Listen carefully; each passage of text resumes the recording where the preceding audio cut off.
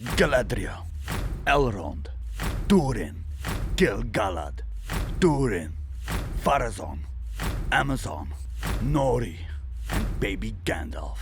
Ladies and gentlemen, my name is Carloszard, and this is Rings of Power Review. Garbage!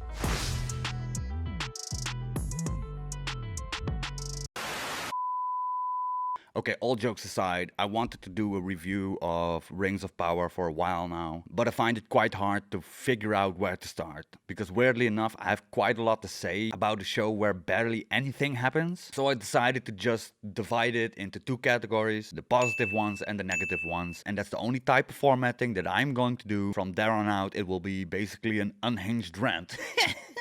So let's jump into the first bit, and I'm going to start off with the positives because there are some positives here. So let's check it out.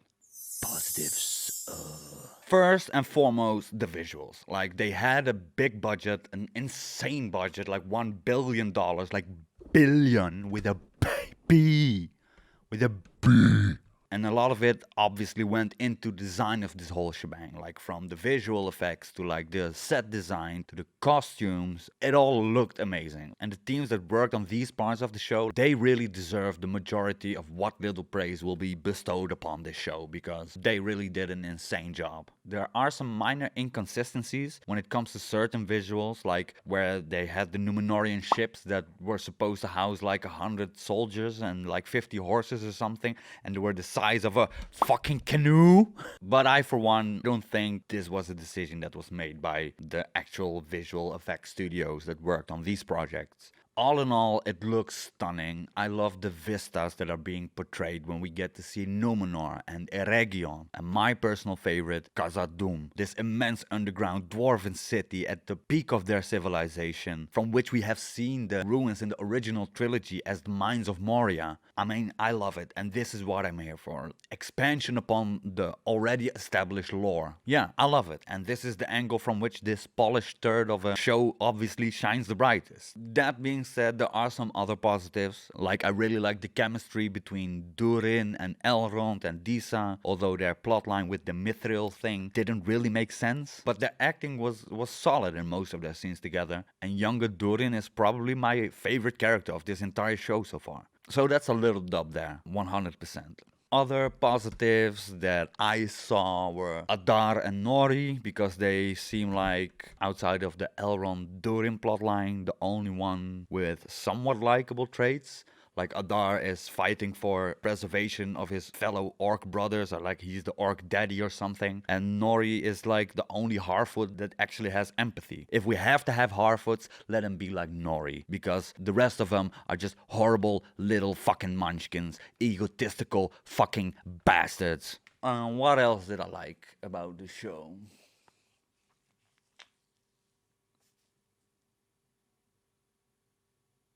Three hours later. Oh yeah. Baby Gandalf.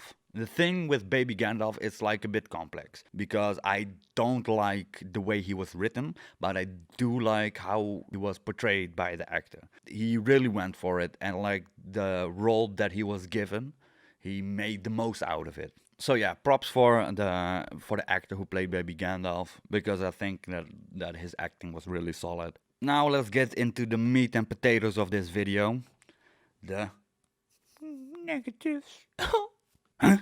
Galadriel. Here we go. I hate almost everything about how they approach her character in this show. In the original trilogy, she has this immense presence. She is like this beacon of the elven world, like one of the most powerful beings with wisdom that is almost unrivaled in the entirety of Middle-earth. And here she's just annoying. She's obnoxious. And she's continuously pushing other characters to do shit they don't want without any obvious reason to do them. Somehow she always gets her way. Like, she strong arms everybody in some way or another to get them to do what she wants. She basically put Hellbrand into Power of the Southlands without her even being actually aware of it somehow or something. And Hellbrand does absolutely nothing to coerce her into doing all this. Like, this dude is basically Sauron, and he's pushing his plans to get into power by just being there. He does nothing throughout the almost the entirety of the season. In the first 7 episodes, he fought in an alleyway and he almost died because he got stabbed by a spear or something. Like, that's it. It's only in the final episode where he meets Celebrimbor, like, who is the greatest craftsman of all time, or something like that, who is trying to figure out how to work with a little teeny tiny bit of mithril, but has no clue how to approach it. But then Halbrand comes along and says like, hey, have you tried combining metals? And Celebrimbor is like, wow! But then, when they are trying this, the metals won't bind. So, nobody knows what to do then, until Galadriel comes in, and she says, well, maybe instead of forcing the metals to bind together, we should ask them nicely if they can be friends. And Celebrimbor is like, wow! Like, this dude, is he mentally challenged or something? Because, like, he's clueless. Every idea has to come from someone else. Like, why is he this mastercraft? They don't show that. And, like, they just show a dude and they call him Celebrimbor and you just have to take their word for it. They don't show you why he is Celebrimbor. And that's one issue that the show has several times. Like, they say, oh, Halbrand, he is Sauron. But why is he Sauron? Like, he doesn't show anything to indicate that he would be. Yeah, maybe that's just the deception, like, but we want to see the deception. It's just poor storytelling, man. Like, this is Galadriel, but she's nothing like, I told you this is Galadriel. It feels really forced. And this reminds me of another thing that bugs me about Galadriel, but she barely moves her lips when she speaks. And I don't know if this is a thing of the actress, or if there's someone present on set that's like, stop, cut. No. We gotta do that again. I'm seeing too much movement in your mouth flaps. I am Galadriel, and I have a tempest inside me. Like, I'm sorry, dude, but she just looks like a ventriloquist that lost her puppet, man. Next up, Numenor. Numenorians are crybabies. They are just a whiny bunch of assholes. Like, they just keep on nagging about elves, and as if they have like a clump of sand stuck between their ass cheeks. I don't like them. I don't like their king. I don't like their queen. I don't like their marine. I don't like them. And they're totally not the epic people they were supposed to be according to the actual lore, and way shorter. Their queen seems to be just as mentally challenged as Celebrimbor, because she had like the big volcanic eruption scene, which somehow blinded her and not evaporated her, but okay. But nobody can know that she's blinded, so to hide that, they put a bandana over her eyes. Yo, Your Grace, why do you have this bandana over your eyes? No, nothing, I just joined the 9 Trey Bloods. What the fuck, bro? Then there was this death scene of the king. Her father, the king, I don't know what the fuck his name is really ill and he's bedridden. And Isildur's sister is there for some fucking reason. And the king thinks that Isildur's sister is his daughter and starts to tell her about the Palantir, and like it's all revolving around this like secret prophecy of Numenor getting destroyed, blah blah blah blah. But it feels flimsy. The acting is not there. The writing is not there. I don't really care for it, but I found it really hilarious because within a week span of this episode, House of the Dragon released an episode with the exact same scene with King Viserys and his wife on his deathbed, and he mistakes his wife for his daughter and tells her about this secret prophecy. And even though that was my least favorite part of that episode, which was S tier by the way, but it was still leagues ahead of anything that I've seen in Rings of Power this season. It's not even close.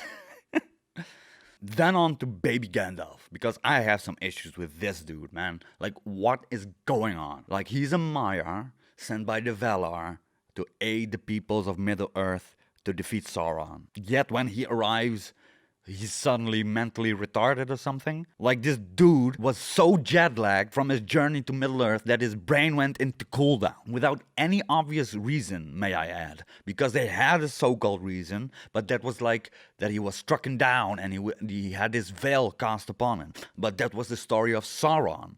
But he isn't Sauron. The only reason why they did this is so like the showrunners can be like, oh, now it's ambiguous. Is he a good guy or is he a bad guy? Well, no, he is Sauron.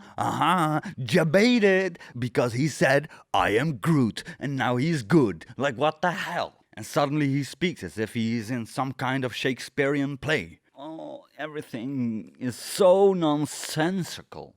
I could keep going on about every nitpicky thing, but let's just rush through the rest because I feel like this will otherwise turn into a video the length of the entire original trilogy. Here we go. Harfoots, assholes, get him out of here. Theo, dumbass, what are you doing? Middle-earth meth man, why are you evil? Feminem, first appearance kinda cool. Second episode, just fuck off. Bronwyn, made of adamantium. Black Legolas, not that likable without Gimli. Pharazôn, wish version of Peter Baelish. Isildur, I can't even remember anything he did this season. Sadok, glad he died. Elendil, Elven Simp. Valendil, Angry Boy. Ontamo. Who the fuck is that guy? All in all, it's been a shit show. Quite literally, there were red flags from before even the airing of the first episode, when the rumors came out that certain Tolkien scholars got fired because they kept saying that they were polluting the Tolkien lore, what seems to be a correct assessment. Like, I am no lore master, right? I'm a fan of the Peter Jackson trilogy at best. But it seems so glaringly obvious that they strayed away from established lore to write some cheap fan service script full of fucking member berries. And no shade towards any of these actors.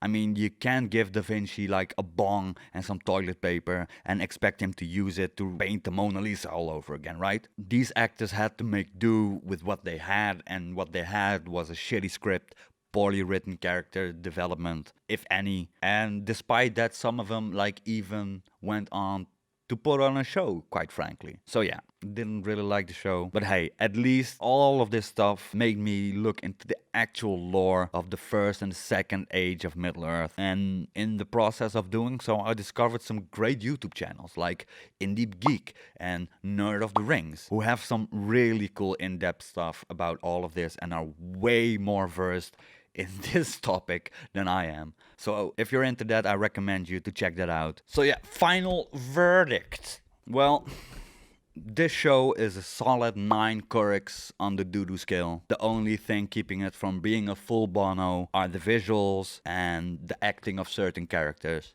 So yeah, that were my thoughts on Rings of Power. Did you enjoy the show? Let me know in the comments. What did you like? What did you not like? Who was your favorite character? And who was your least favorite character? Also, now that House of the Dragon has concluded their first season, there will be a review on that as well soon. So if you're interested in that, you might even, do the thing. Or even do the thing. Thanks again for watching, guys. Catch you guys later. Bye!